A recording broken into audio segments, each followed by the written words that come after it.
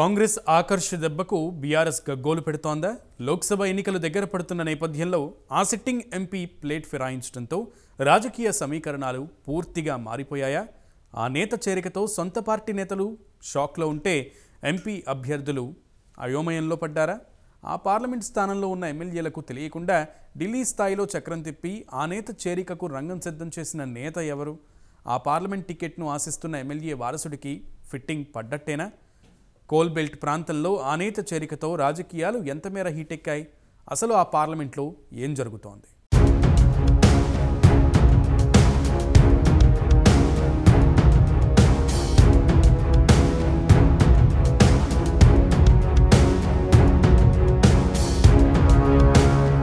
లోక్సభ ఎన్నికలు దగ్గర పడుతున్న నేపథ్యంలో తెలంగాణలో రాజకీయ సమీకరణాలు వేగంగా మారుతున్నాయి. ఇప్పటికే కాంగ్రెస్ పార్టీ ఆకర్ష్ దెబ్బకు తొలి వికెట్ గా Peddapalli parliament sitting MP Borlakunta Venkatesh BRS ను వీడి ఢిల్లీలోని కేసీ వేణుగోపాల్ ఆధ్వర్యంలో కాంగ్రెస్ గూటికి చేరారు. ఆయన చేరికతో రెండు పార్టీల్లోని నేతలు షాక్ కు గురయ్యారు. 2018 అసెంబ్లీ ఎన్నికల్లో చెన్నూరు నుండి బరిలోకి దిగిన బాల్క సుమన్ చేతిలో ఓటమి చెందారు. అనూహ్యంగా 2019 పార్లమెంటు ఎన్నికల్లో బీఆర్ఎస్ పార్టీలో చేరి విజయం సాధించి లోక్సభలో అడుగుపెట్టారు.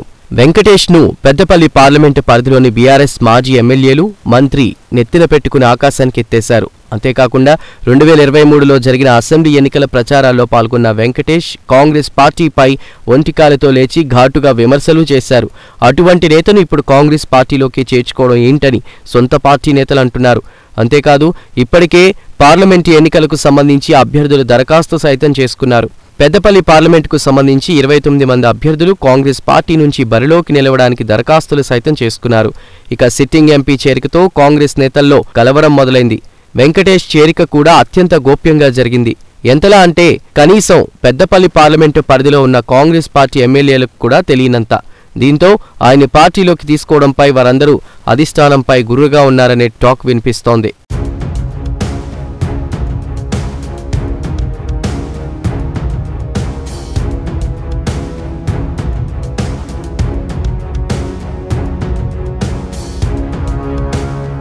కాంగ్రెస్ పార్టీ ఇప్పటికే పార్లమెంటు టికెట్ కోసం దరఖాస్తు చేసుకున్న అభ్యర్థులలో గడ్డం వంశీతో పాటు పేర్కా శ్యామ్, మహిళా కోటాలో రామిల్లా రాధిక పేరును స్క్రీనింగ్ కమిటీ పరిగణలోకి తీసుకున్నట్లుగా తెలుస్తోంది.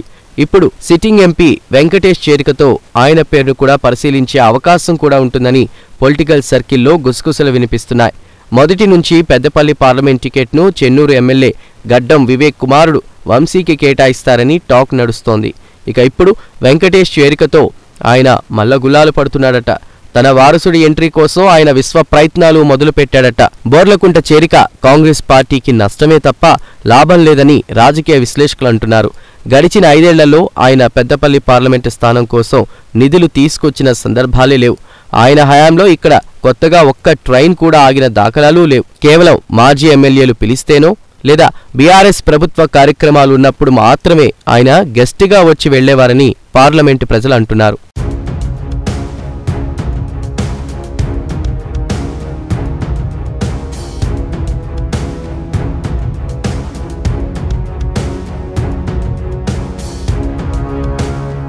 పెద్దపల్లి పార్లమెంటులో 7 నియోజకవర్గాలను కాంగ్రెస్ పార్టీ హస్తగతం చేసుకుంది. కాంగ్రెస్ పార్టీకి చెందిన ఎమ్మెల్యేలు ఉన్న నేపథ్యంలో పార్లమెంటు స్థానం సైతం తమ ఖాతాలో వేసుకోవాలంటే ఆ నేతకు టికెట్ ఇవ్వకూడదనే ప్రచారం సైతం ఇప్పటికే జరుగుతోంది.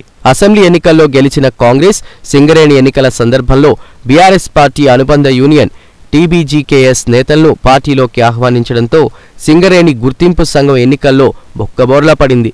ఇప్పుడు టికెట్ల కేటాయింపులో కనుక కాంగ్రెస్ పార్టీ తప్పిదం చేస్తే మళ్లీ ఓటమి తప్పదంటున్నారు. కాంగ్రెస్ అధిష్టానం ఎటువంటి నిర్ణయాలు తీసుకుంటుంది? పార్టీలోకి వలస వచ్చిన నేతలకు పెద్దపీట వేస్తుందా లేదా పార్టీని మొదటి నుంచి నమ్ముకున్న నేతలకు టికెట్ కేటాయిస్తుందా అన్నది తెలియాలంటే మాత్రం వేచి చూడాల్సిందే.